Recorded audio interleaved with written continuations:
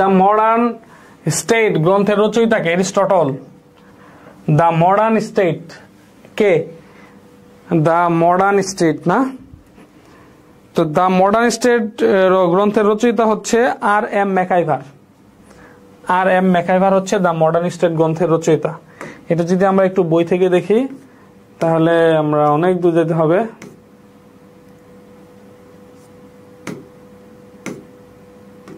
এই যে রাষ্ট্রের ধারণা, দ্য মডার্ন স্টেট, এটি কোথায়?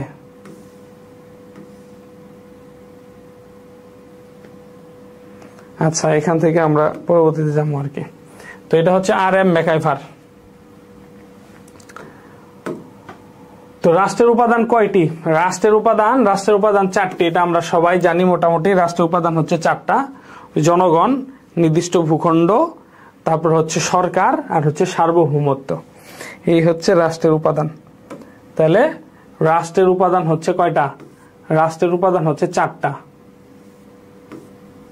এই যে রাষ্ট্রের উপাদান 4টা। একটা হলো জনসমষ্টি, নির্দিষ্ট ভূখণ্ড, তারপর হচ্ছে সরকার, এবং হচ্ছে সার্বভৌমত্ব। এই হচ্ছে রাষ্ট্রের উপাদান।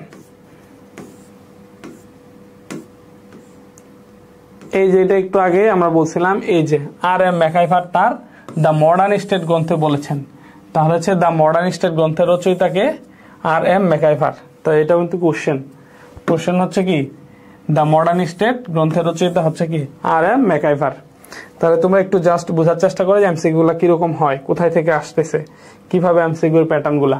রাষ্ট্রবিজ্ঞানী হল্যান্ড আইনের কয়টি উৎসের কথা বলছেন? রাষ্ট্রবিজ্ঞানী হল্যান্ড আইনের 6টা উৎসের কথা বলছেন। আইনের যে উৎস আছে 6টা উৎসের কথা বলছেন। আমি এখন বই থেকে দেখাইতে গেলে সময় লাগবে। আইনের মধ্যে এগুলা তোমরা একটু মোটামুটি খুঁজে নিবা, ওইভাবে একটু পড়ার সময় বিষয়গুলো ইন্ডিকেট করবা। আচ্ছা, এরপরে হচ্ছে একটি বৃহৎ রাষ্ট্রের মধ্যে একটি অঙ্গরাজ্য, অঙ্গরাজ্যটি কোনটির অভাবে রাষ্ট্র গঠনে ব্যর্থ হয়? তো অঙ্গরাজ্য কি? বিভিন্ন, কিন্তু আমাদের বাংলাদেশ কিন্তু টোটাল মিলে একটা রাজ্য, কিন্তু মিলে একটা দেশ। কিন্তু যেমন ভারতের মধ্যে অনেকগুলা রাজ্য আছে, অঙ্গরাজ্য আছে, যেমন কেরালা, তারপরে হচ্ছে মণিপুর, তারপরে আসাম, তারপর হচ্ছে পশ্চিমবঙ্গ, তারপর হচ্ছে ওই দিক দিয়ে আছে অরুণাচল, এরকম বিভিন্ন, মিজোরাম, এরকম বিভিন্ন ধরনের অঙ্গরাজ্য আছে। তো অঙ্গরাজ্য গুলার মধ্যে সবকিছু ঠিক আছে, সরকারও আছে, কি নাই? সার্বভৌমত্ব নাই। সার্বভৌমত্ব না থাকার কারণে তারা স্বাধীন দেশ নয়। তাহলে একটি বৃহৎ রাষ্ট্রের মধ্যে যদি অঙ্গরাজ্য গুলা থাকে, অঙ্গরাজ্যের কোনটির অভাবে রাষ্ট্র গঠন করতে ব্যর্থ হয়? কারণ রাষ্ট্রের 4টা বৈশিষ্ট্য: নির্দিষ্ট ভূখণ্ড, অঙ্গরাজ্যগুলার ভূখণ্ড আছে, অঙ্গরাজ্যগুলার জনসংখ্যা আছে, অঙ্গরাজ্যগুলার সরকারও আছে। যেমন পশ্চিমবঙ্গের ভূখণ্ড আছে, জনসংখ্যা আছে, পশ্চিমবঙ্গের সরকার মমতা ব্যানার্জি, সবকিছুই আছে, 3টে আছে। বাট পশ্চিমবঙ্গ কিন্তু আলাদা দেশ না। কেন? সার্বভৌমত্ব নাই। ওকে। আইনের উৎকৃষ্ট সংজ্ঞা প্রদান করেন কে? আইনের উৎকৃষ্ট সংজ্ঞা কে প্রদান করছে? Woodrow Wilson. উড্রো উইলসন আইনের উৎকৃষ্ট সংজ্ঞা প্রদান করছে। এটা আমি একটু দেখাই দিব। আইন কোথায়?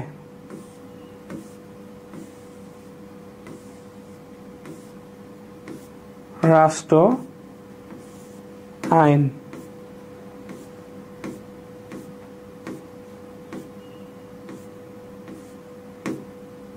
ওরে বাবা, নাগরিকের দায়িত্ব, এই যে আইনের ধারণা, এই যে আইনের যে ধারণা আছে এখানে বিভিন্নভাবে, এই যেখানে বলছে, এই যে দেখো এমসিকিউ গুলা কই থেকে হয়, মূল পয়েন্টটা কি? এই যে আমাদের এমসিকিউটা হয়েছে, এই যে আইনের একটি উৎকৃষ্ট সংজ্ঞা প্রদান করেছেন উড্রো উইলসন।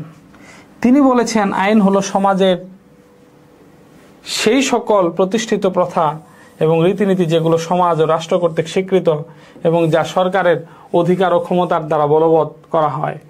এই যে, তাহলে কে বলছে আইনের সবচেয়ে উৎকৃষ্ট সংজ্ঞাটা? কে বলছে? সে ওই উৎকৃষ্ট সংজ্ঞাটা বলছে হচ্ছে উড্রো উইলসন। আমেরিকার প্রেসিডেন্ট ছিল উড্রো উইলসন, যিনি হচ্ছে জাতিপুঞ্জের প্রতিষ্ঠাতা। প্রথম বিশ্বযুদ্ধের পরবর্তীতে জাতিপুঞ্জ প্রতিষ্ঠিত হয়। আস্তে আস্তে আমরা এটা হয়তো পারবো, আস্তে আস্তে দেখতে পারবো। এমসিকিউর মধ্যে থাকতে পারে। রাষ্ট্রের সুস্পষ্ট পূর্ণাঙ্গ সংজ্ঞা কে দিয়েছে? রাষ্ট্রের সুস্পষ্ট এবং পূর্ণাঙ্গ সংজ্ঞা কে দিছে রাষ্ট্রের? আচ্ছা, এটা হচ্ছে অধ্যাপক হল্যান্ড।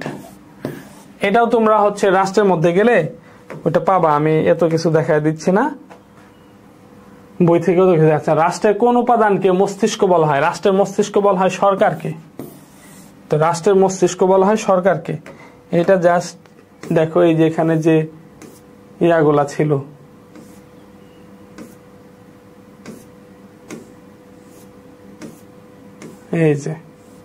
এই যে সরকার এখানে বলছে, এই যে দেখো, অধ্যাপক গার্নারের মতে রাষ্ট্র যদি একটি জীব দেওয়া হয় তবে সরকার হলো তার মস্তিষ্ক স্বরূপ।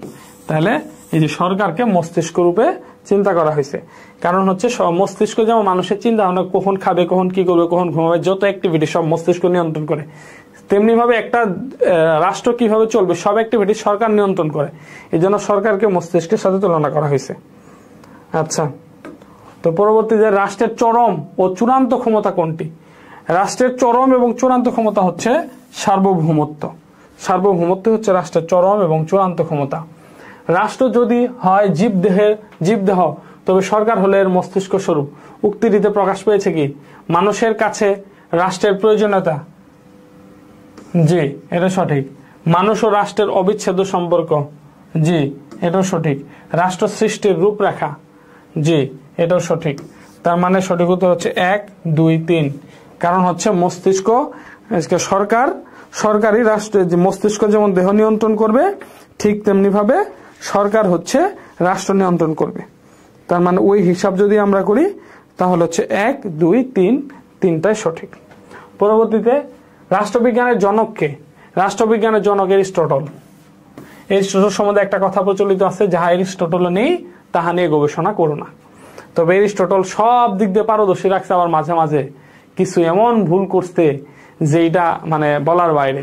যেমন এরিস্টটল বলছে, সবাই বলছে যে পৃথিবী সূর্যের 4 দিক দিয়ে ঘুরে, আর এরিস্টটলই কইছে যে সূর্যই পৃথিবীর 4 দিক দিয়ে ঘুরে। তো এটা কি ঠিক হলো? পৃথিবীর 4 দিকে সূর্য? এরিস্টটল বলছে যে পৃথিবীর 4 দিক দিয়ে সূর্য ঘুরে।